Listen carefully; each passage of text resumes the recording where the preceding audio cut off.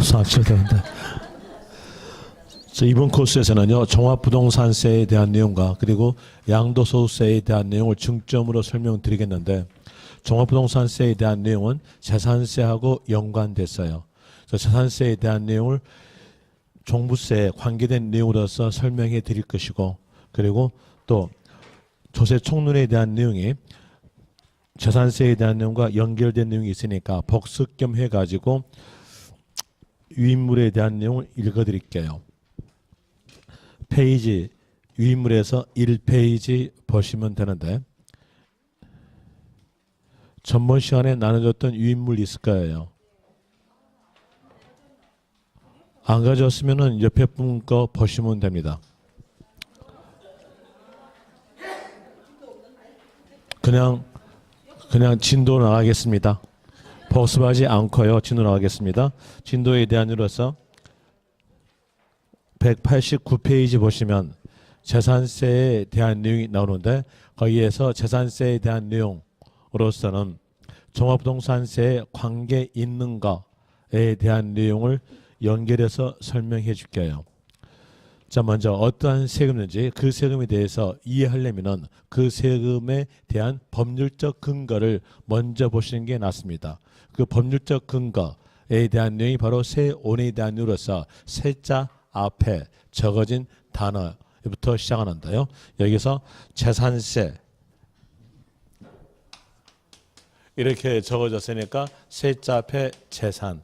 그럼 재산세는 재산에 대해서 과세다 이렇게 나와지면서요. 앞에서 배웠던 내용과 연결시켜 볼 때 지방자치단체가 소유자에게 보유했을 때 과세하는 세금에 대한 내용은 재산세, 또 하나 더 붙이면 지역자원시설세가 됐어요. 이 내용을 여기다가 붙여요. 붙이면 재산세에 대한 내용은 재산의 보유에 대해서 과세다 이렇게 나오죠. 그리고 지방자치단체가 징수하니까 지방세다. 또 지방자치단체 중에서도 시, 군, 구가 징수하니까 시, 군, 구세 이렇게 나오는 것이고요. 그리고 법에서는 재산은 무엇다라고 물건으로서 정해집니다. 그 정해진 물건이 재산에 대한 내용으로서 정해진 것은 토지, 건축물,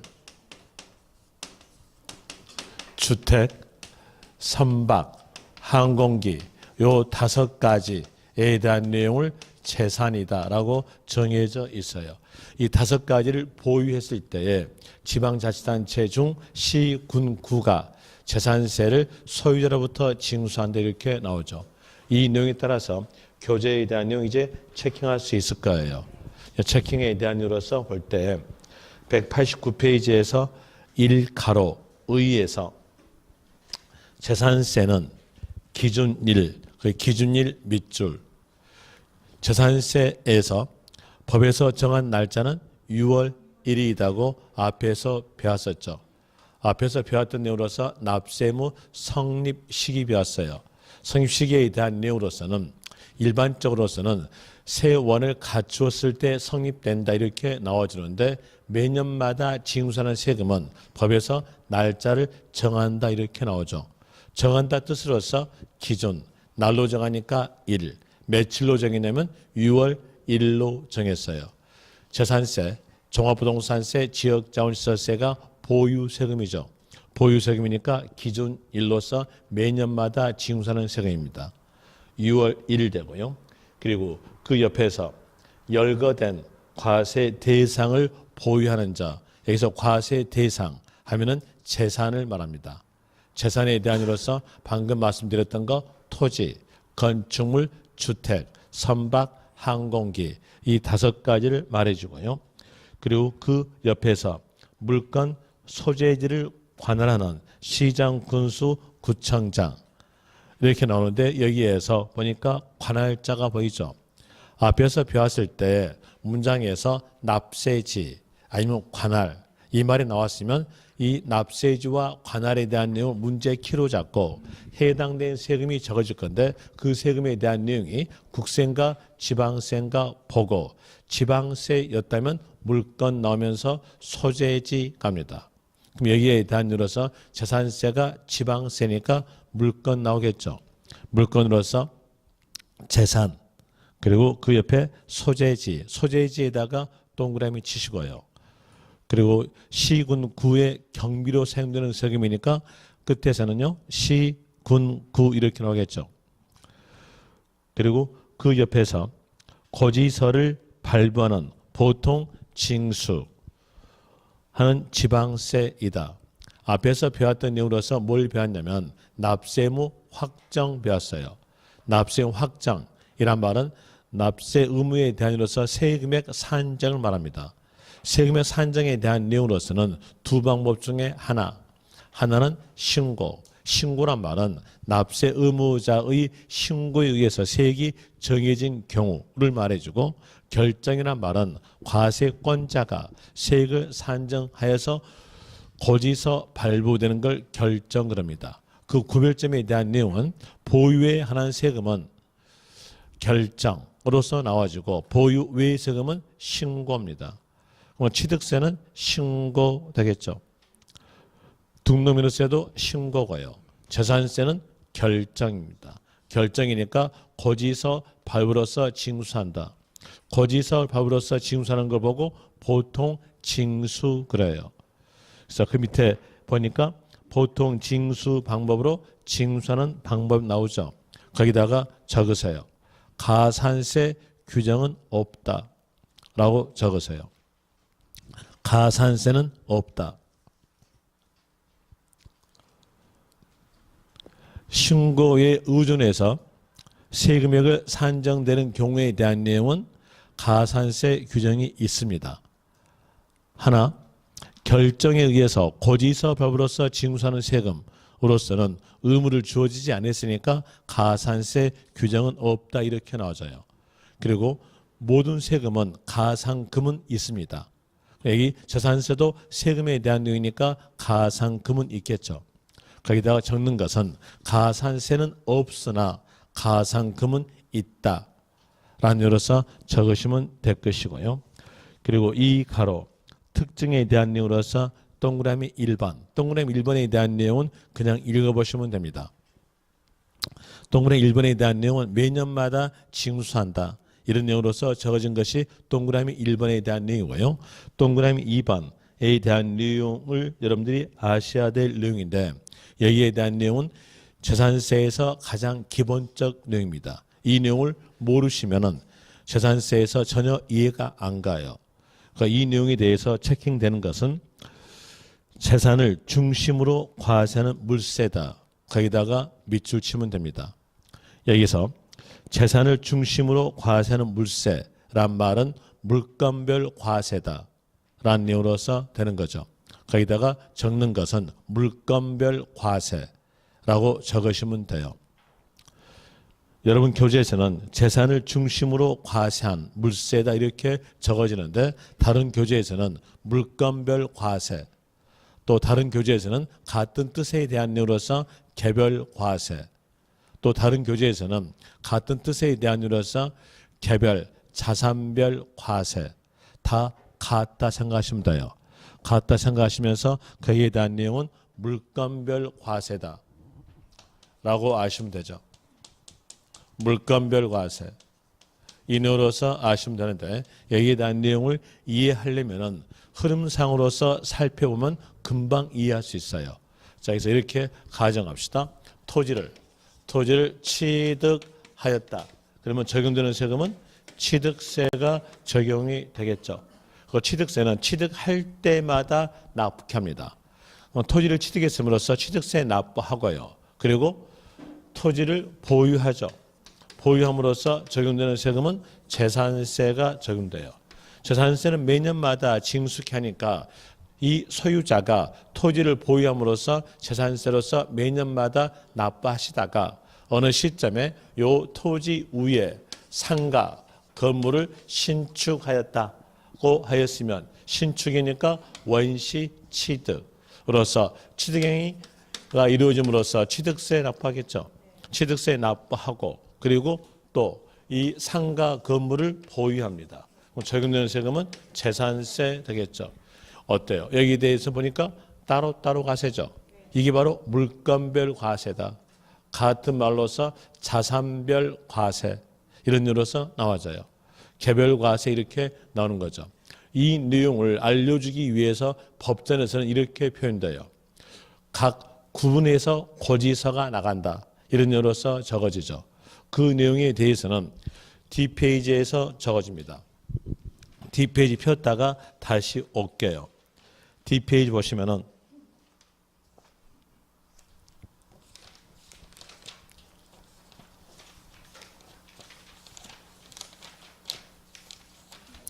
226페이지에서 볼 때 226페이지 보시면은 이제 배웠던 부분이니까요. 체킹은 해드릴게요.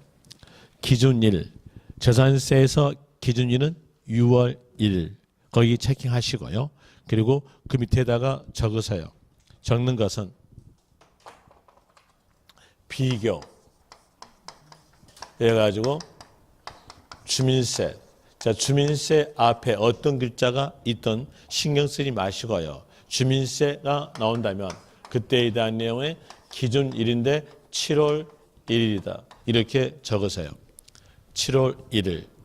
균등분 주민세도 기준일로서 7월 1일. 재산분 주민세도 기준일로서 7월 1일 이렇게 나오죠. 그 내용으로서 비교하시면 될 것이고요.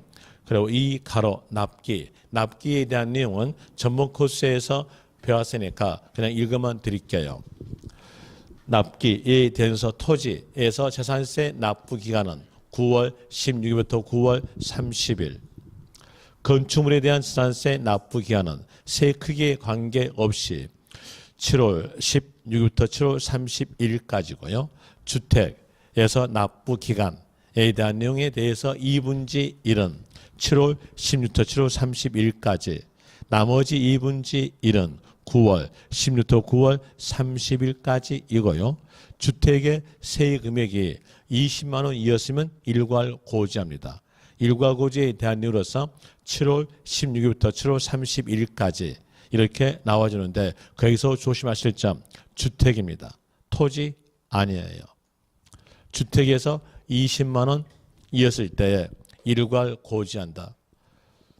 토지에 대한 내용에 대해서는 20만 원이든 아니면 10만 원이든 100만 원이든 관계없이 9월 16일부터 9월 30일입니다. 그래서 그 내용 조심하시면 돼요.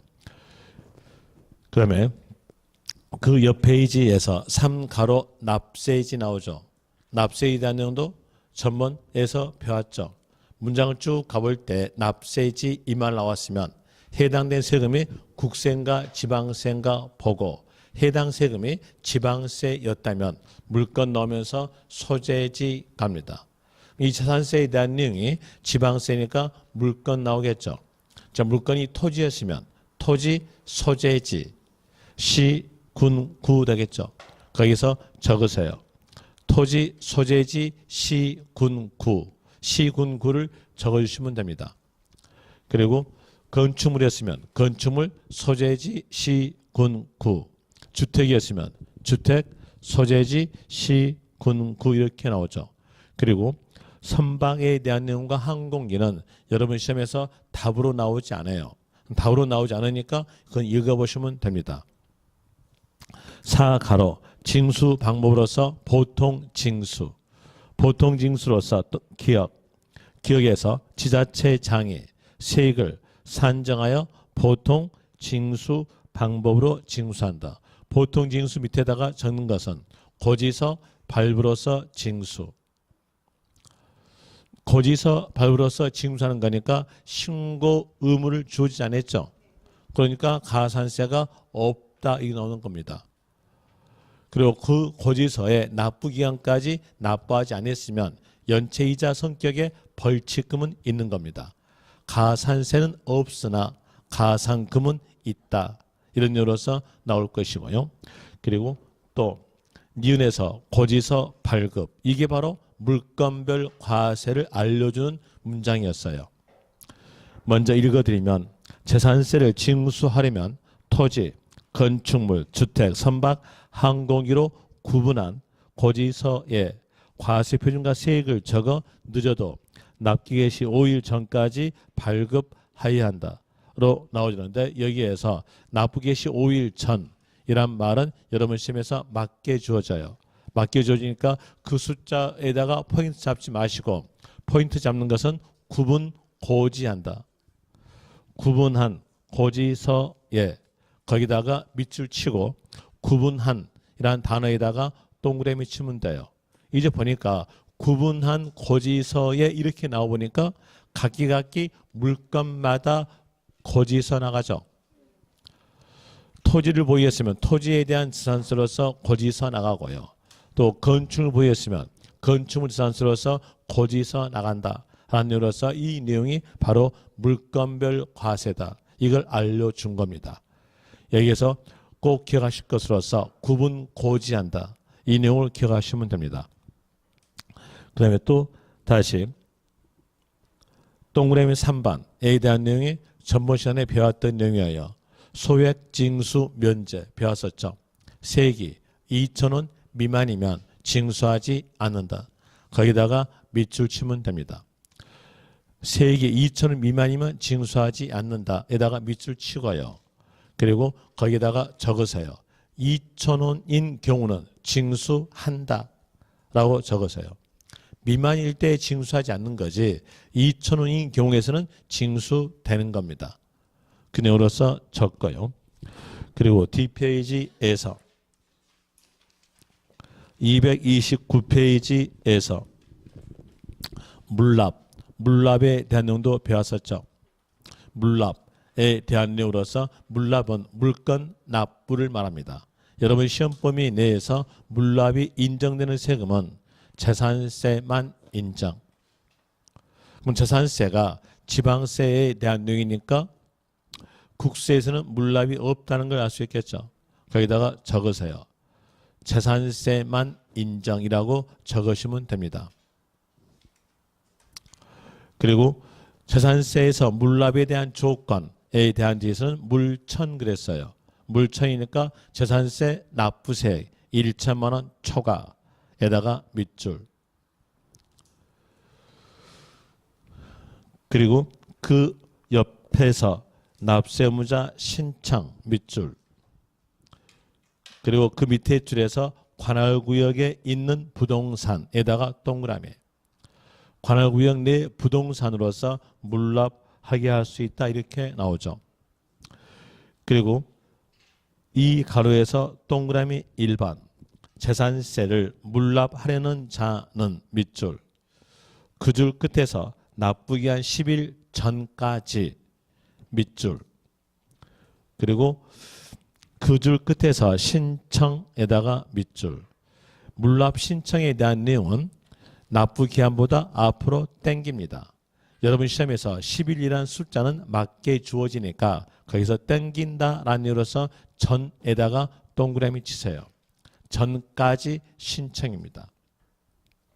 관할구역 내 부동산으로서 물납하게 하니까 부동산의 관리 적당 유무를 지자체가 알아보기 위해서는 납부 기한보다 앞으로 땡겨서 신청받는다 이런 내용이죠. 그 다음에 동그라미 2번. 동그라미 2번에 대한 내용 읽어보시면 되고요. 중요한 건 아니고 동그라미 3번. 물납 허가 받은 부동산을 그 뒤에서 물납하였을 때에는 납부기한 내에 납부한 것으로 본다.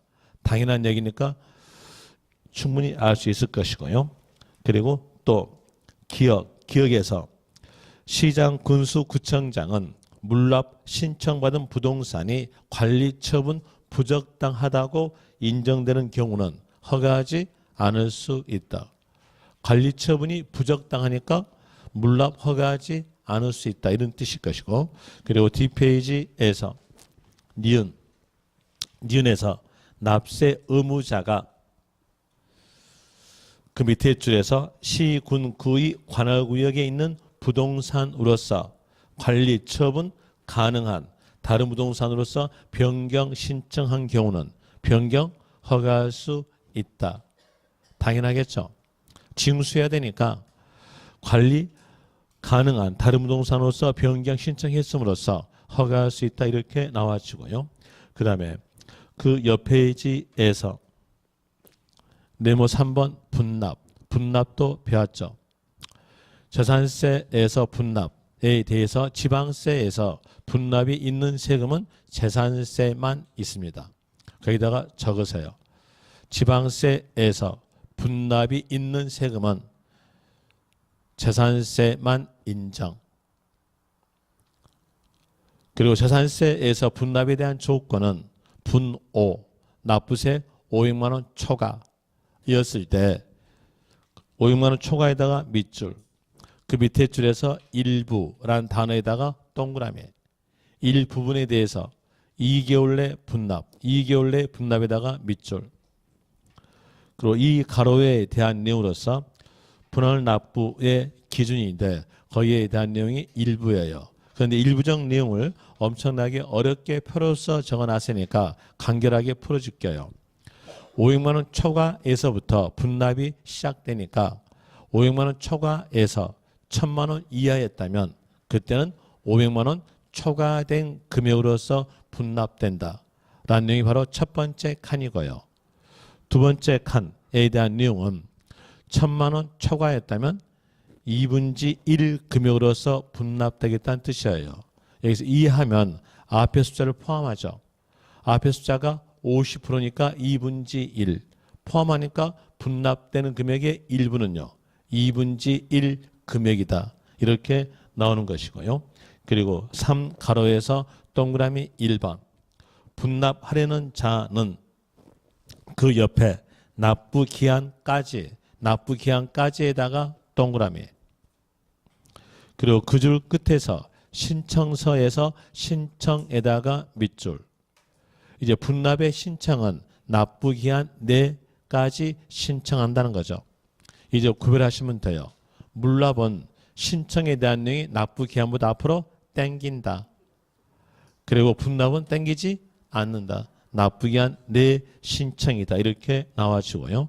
그리고 동그라미 2번에 대한 내용으로서 한 문장으로서 석줄인데 그 석줄 내용은 전부 다 알 필요가 없이 이것만 아시면 돼요. 수정, 구분, 고지한다.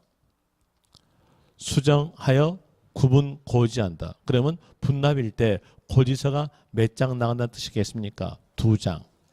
2장 나간다는 뜻이에요.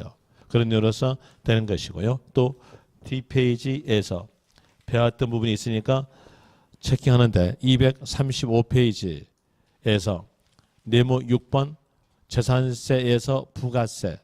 재산세 부가세로서는 부가세란 말은 붙이는 세금이죠.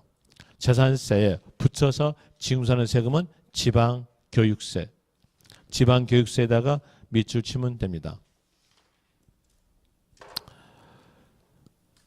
이제 배웠던 내용으로서 연결시켰으니까 여기에 대한 으로서 다시 앞 페이지 옵니다. 앞 페이지 오셔서 동그라미 3번 189페이지에서 동그라미 3번에 대한 내용으로서 실질과세다. 실질과세란 말은 사실과세란 말과 같은 말이에요. 세법에서 가장 기본적 내용이 사실과세입니다. 사실과세에 대한 으로서 공부상 현황과 서류에 적어져 있는 내용과 실질 내용이 다르다면 그때는 실질 내용에 따르겠다라는 으로서 사실상 현황에 의해서 재산세 부과한다 이렇게 나와주고요. 그리고 또 4번에 대한 내용도 방금 했던 거죠. 기준일은 며칠? 6월 1일. 이제 여기서 알 것은 재산세 그리고 종합부동산세에서 날짜가 나온다면 기준일 이 단어만 나옵니다. 다른 단어는 절대 나올 수가 없어요. 취득일, 등기일, 사유발생일 이런 단어 절대 나올 수가 없습니다. 기준일만 나온다는 것으로서 아시면 될 것이고요. 그리고 또 동그라미 6번에 대한 내용은 방금 했던 내용이죠. 동 6번에 대한 내용으로서 보니까 물납. 물납은 관할구역 내 부동산으로서 물납하죠. 그리고 그 옆에서 분납. 밑에 줄에 있나요? 분납에 대해서는 일부분에 대해서 2개월 내 분납 이렇게 나오죠. 그리고 뒷페이지에서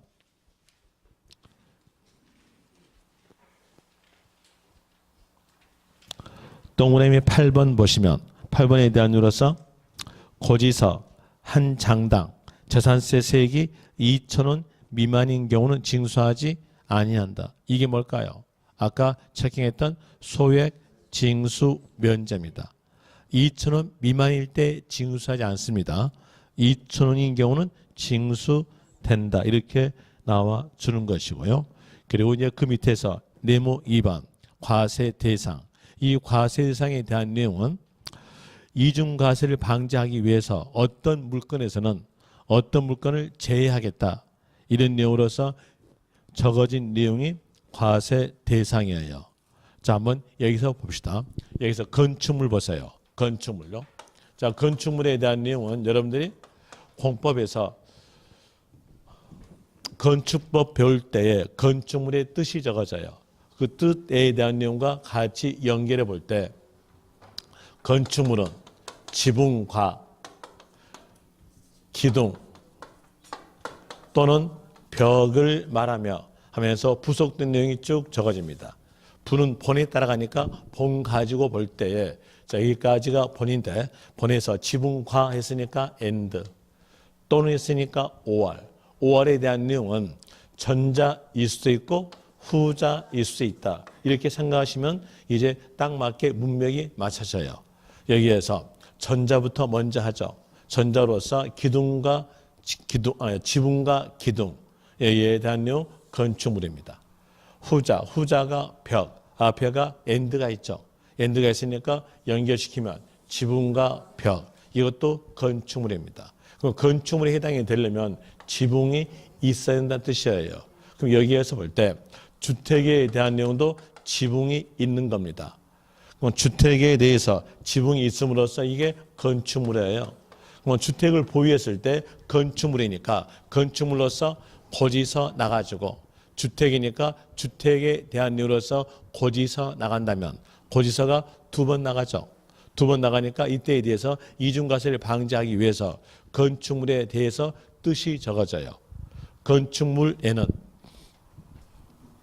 주택 건물은 포함되지 않는다. 이 내용으로서 나오겠죠. 주택은 포함되지 않는다.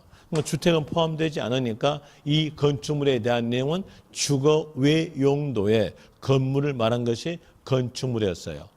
여기에 대한 내용은 주거 외 용도, 주거 외 용도의 건물에 대한 내용이 건축물 나오죠. 주거 외 용도니까 상가랄지 공장의 건물을 말한 것이 건축물 이렇게 됩니다. 그리고 또 한 사람이 상가 건물을 여러 채 보유했을 때 그 상가 건물에 대해서 각각 세액을 산정한다. 아니면 합쳐서 세액을 산정한다. 아까 볼 때에 물건별 과세를 했죠. 물건별 과세가 있으니까 이때는요. 건축물마다 세액을 산정한다 이렇게 나와져요. 그럼 여기에 대한 내용으로서 건축물에 대해서는 건축물마다 세의 금액을 산정한다. 이 내용으로서 나오죠. 그리고 이 내용을 앞에서 배웠던 내용과 같이 연결해 볼 때 세율에 대한 내용으로서 비례세율, 누진세율 구별을 앞에서 배웠어요. 앞에서 비례세율에 대한 내용은 과세 표현이 따로따로 된 세금에 대해서는 비례세율이다. 또 과세 표현이 합쳐진 경우에 대해서 그 세금에 대한 내용은 누진세율 그랬어요. 그 내용으로서 이제 각 세금마다 비례세율, 누진세율 구별할 수 있는데 그렇게 이해해가지고 구별하게 되면 그 이해적 내용으로서 구별이 안 돼요. 구별이 안 되니까 간결하게 하시면 돼요. 세자 앞에 합자란 단어가 없으면 그때에 대해서는 비례세율 하시면 돼요. 그리고 세자 앞에 합자란 단어가 있으면 그때에 대한 세금은 누진세율이다. 이렇게 하는 것이 일반적 경우에 누진세율과 비례세율의 구별이에요. 거기에서 취득세는 세자 앞에 합자 없죠. 비례세율이 합니다. 아까 볼 때 취득세에 대한 내용은 취득할 때마다 납부한다고 했죠. 취득할 때마다 납부하니까 취득할 때마다 세액 산정됨으로써 과세표현이 따로따로 됐으니까 비례세율 이런 뜻이었어요. 그리고 종합부동산세 세자 앞에가 합자 있죠. 누진세율입니다. 이제 그 내용을 여기다가 대입시켜 봐요. 대입시켜 보니까 여기는 건축물 마다세액 산정이죠. 그러면 세율 구조는 뭘까요? 비례세율 적용됩니다. 비례세율에 대한 내용으로서 이제 문장에서요. 세율로 물어볼 때 글자가 쭉 적어지면서요. 적으면서 끝에가 건축물로 끝났어요. 끝났다. 이랬으면 이때에 대한 내용의 원칙적 비례세율 숫자 하나 기억하세요. 원칙적 숫자에 대한 내용은 0.25%로서 적용됩니다. 물론 예외적 내용의 숫자에 대한 내용도 비례세율로서 있는데 그 예외적 내용의 숫자는 여러분 시험에서 맞게 줄 거니까 외우지 않으셔도 됩니다. 그래서 원칙적 세율 하나만 기억하시면 돼요. 자, 이렇게 말했더니 어떤 사람은요, 항상 부정적인 사람이 있어요. 항상 부정적인 사람은요, 이렇게 또 생각합니다. 저가 외우지 못하니까 우리에게 얼렁뚱땅 넘어가기 위해서 시험에 나오지 않는다. 이렇게 하는 모양이다. 라고 생각할 것 같아서 말씀드립니다. 저 외울 수 있어요. 이미 외화제 있고요. 말씀을 드리면 시내, 주거지역 내 공장용 건축물 이렇게 나왔다면 그때에 대해서는 0.5% 비례세율이고요. 또 과밀 억제권역 내에 공장, 건축물의 신설, 증설에 대해서는 5배 중과합니다. 0.25%의 5배니까 1.25%로서 5년간 적용되는데 이렇게 나와져요. 그 내용은 시험에서 맞게 줄 거니까 그 숫자 외우지 마시고 원칙적 숫자 0.25%로 아시면 돼요. 문장에서 건축물로 끝났을 때 그때의 단위로서 구별하시면 됩니다. 그 다음에 또 다시 여기에서 주택으로 가보죠. 주택. 자, 여기서 주택에 대한 내용은 여러분들이 학교론 시간에 배웠던 내용을 여기다가 대입시키면 돼요. 학교론 시간에 배웠던 내용으로서 주택 공시가액을 산정할 때는 주택 건물과 그에 따른 토지를 일체로 보아서 주택 공시가액을 산정한다 했어요. 그 내용을 여기다가 대입시키면 딱 맞습니다. 자, 이 주택에 대한 내용은 주택 건물과 이에 따른 토지를 일체다 했어요. 일체했으니까 요 주택과 토지에 대한 내용이 주택이라는 한 물건이다 이 뜻이에요. 그럼 이 주택이라는 단어 안에는 어떤 의미가 들어있냐면 이 안에는 부수 토지가 포함되어 있다. 이 내용의 의미가 주택 단어에 들어있다는 거예요. 그럼 여기에서 주택 단어가 나온다면 그 단어 안에는 부수 토지가 포함된다. 이렇게 아시면 되겠죠. 그런 의미로서 아시고요. 그리고 또 한 사람이 주택을 여러 채의 주택을 소유했을 때 그 주택에 대해서 각기 합쳐서 세액을 산정한다. 아니면 주택마다 세액 산정이다. 아까 뭘로 했냐면 물건별 과세를 했죠. 물건별 과세했으니까 이때에 대해서는 주택마다 세금액의 산정 이렇게 나와져요. 주택별 세금액 산정이다. 이 내용으로서 나와지는데 이 내용을 풀어보죠. 풀어볼 때 여기에서 주택 하게 되면 주택 건물과 이에 딸린 토지를 합친 것이 주택이라는 한 물건이었죠. 한 물건이었고 그리고 세액 산정에 대한 내용으로서는 과세 표준을 정해놓고 거기에다가 해당되는 세율을 곱해주면 세금액이 나옵니다. 과세 표준에 대한 내용은 각기 법마다 세금마다 어떻게 산정하라라고 적어져 있어요. 그 적어진 내용대로 과세 표준 산정하고 거기에다가 세율을 곱해주면 세금액이 나온다 뜻인데 여기서 볼 때 주택과 토지를 합쳐서 과세 표준 나오죠. 합쳐서 나오니까 세율은 뭘로? 누진세율이에요. 누진세율 이렇게 나오죠. 과세 표준 가액에 따라서 0.1%부터 0.4%까지의 누진세율이 적용된다. 이 내용으로 나와주는데 자, 여기에서 여러분 시험에 대한 내용으로서 볼 때 0.1%부터 0.4%의 숫자에 대한 내용은 시험에서 맞게 주어져요. 맞게 주어지니까 이 숫자 외울 필요 없고요. 주택 단어가 있으면서 물어본 것이 세율로 물어봤다면 그때에 대한 내용의 끝말은 누진 세율이다. 이렇게 하시면 돼요. 세금액 산정으로 물어본 것이 아니라 세율로 물어봤을 때입니다. 자, 여기에서 주택 이 단어가 있으면서 세율로 물어봤다. 그러면 그때에 대해서 세율은요 누진 세율이다. 이렇게 하시면 돼요. 자, 여기에서 일반 주택 이렇게 나왔으면 세율은 누진 세율. 고급 주택 있으면서 세율 물어본다면 주택 단어 있으니까 누진 세율. 농가주택 넣으면서 세율 물어본다면 그 경우도 누진 세율 하시면 됩니다. 이런 요로서 아시면 될 것이고, 그리고 또 여기까지로서 요 내용을 판정해 볼 때, 자, 여기에서 상가 건물이 있다고 합시다. 상가 건물이 있고 또 이 상가 건물에 대한 요로서 토지 없는 건물 없어요. 그럼 토지 없는 건물 없으니까 여기에 따른 토지가 있습니다. 자, 이랬을 때 상가 건물과 토지를 합쳐서 건축물로서 고지서 나간다. 아니면 건물 따로 나가고 토지 따로 나간다. 따로 나갑니다. 따로 고지한다 되겠죠. 아까 했잖아요. 구분 고지한다. 이랬잖아요. 그럼 여기에서 상가 건물에 대한 내용은 건축물로서 고지서가 나가고요. 이 토지에 대한 내용은 상가에 딸린 토지에 대한 내용은 토지에 대한 재산서로서 고지서가 나갑니다. 또 다시 주택으로 볼까요? 자, 여기서 이 건물이 주택 건물이다고 하였을 때에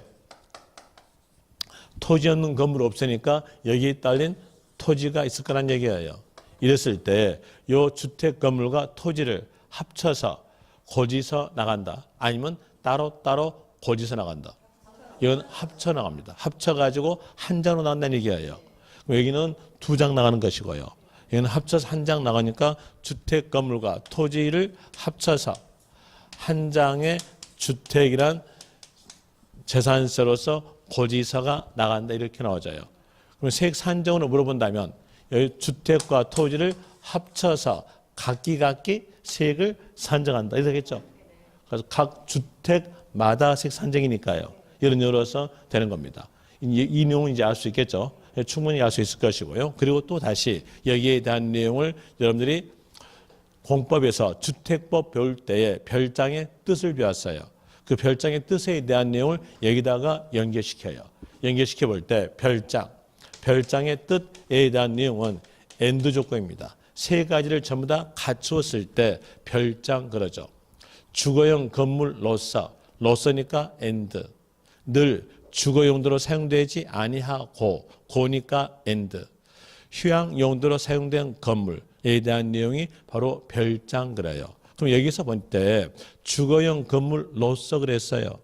그러면 별장에 대한 내용도 뭘로 가세면 주택으로 가세요. 주택으로 가서 하니까 이 별장에 대한 내용도 이 단어 안에가 어떤 단어가 포함되어 있냐면 부수 토지를 갖추겠다는 단어가 포함되어 있어요. 그 포함된 걸 빼내 본다면 별장 건물과 이에 딸린 토지를 합친 게 곧 뭐다? 별장이다. 이렇게 나오겠죠. 이런 의미로서 나와져요. 그래서 이 별장에 대한 내용은 뭘로 과세면 주택으로 과세다. 이렇게 돼요. 그런데 이 별장에 대한 내용은 별장과 토지를 합쳤음으로써 누진세율이 적용되는 건데 이것만큼은 예외상으로서 4% 비례세율입니다. 별장은 4% 비례세율이다. 이제 여기에서 결과적 내용으로 하나 아세요. 하나 안 것은 별장은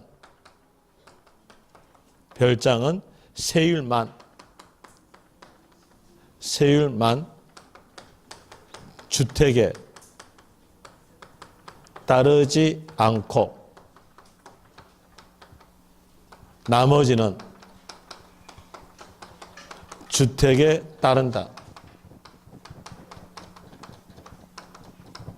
이 내용을 하나 기억하시면 돼요.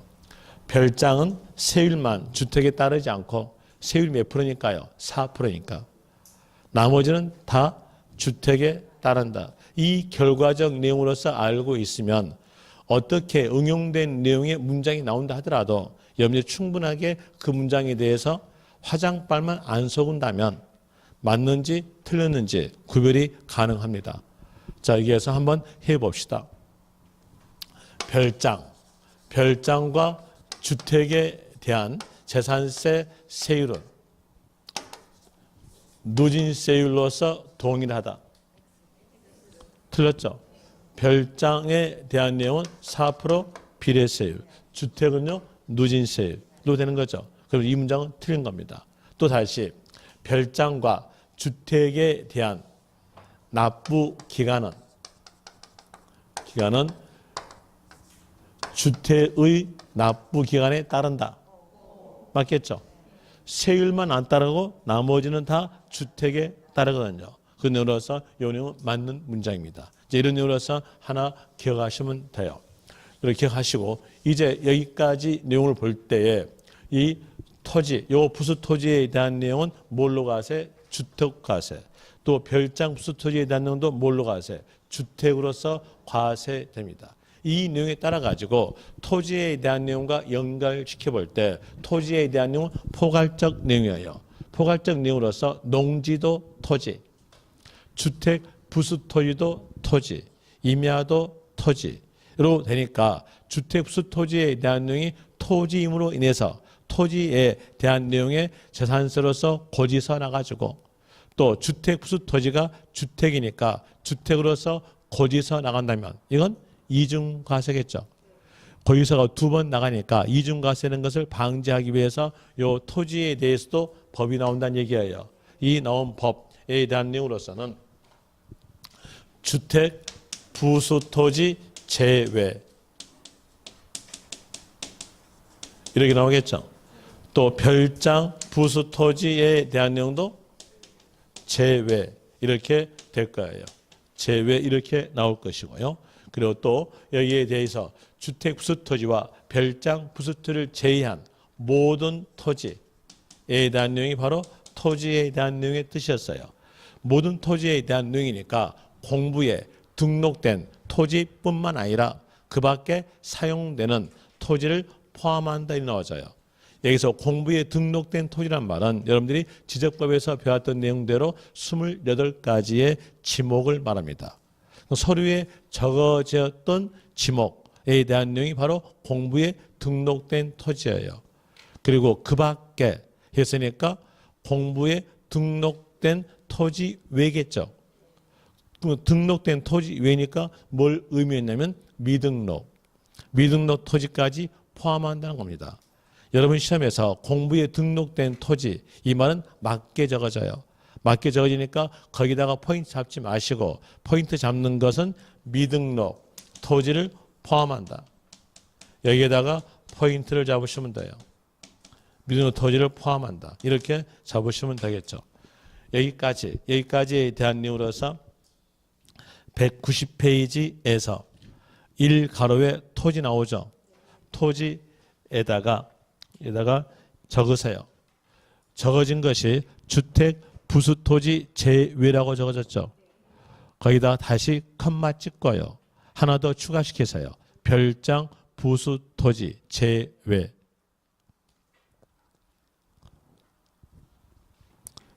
그리고 심화학습에서 모든 토지란 거기 밑줄 하고 그 문장 끝에서 미등록 토지 포함 이거 적고 밑줄 치고요. 그 다음에 또 다시 이 가로에 대한 내용으로서 건축물 나오죠. 건축물로서 그 밑에 건축물이란 뜻 해가지고 문장이 한 문장으로서 6줄 적어지는데 그 내용은 읽어보시면 됩니다. 읽어보시고 아는 것은 다만 아시면 돼요. 다만 주거용 건축물은 주택분 재산세 과세 대상이므로 밑줄 그 옆에서 건축물분 재산세 과세 대상에서 제외한다. 이 말은 건축물은 주거 외 용도의 건물을 말한다는 뜻이겠죠. 적으세요. 새로 오신 분들은 적으시면 됩니다. 주거 외 용도의 건물을 말한다. 주거 외의 용도 건물을 말한다라고 적으세요. 적어놓고 그리고 또 그 밑에서 심학습해가지고 건축물의 등의 범위 나오는데 이것도 읽어보시면 됩니다. 중요한 건 하나도 없어요. 거기 중요한 건 이거죠. 여기입니다. 이거예요. 건축물별 색산정. 이거 적고요. 그리고 또 문장에서 건축물로 끝났다면 세율은요 0.25% 세율이다. 이걸 적으십시오. 이걸 적고요.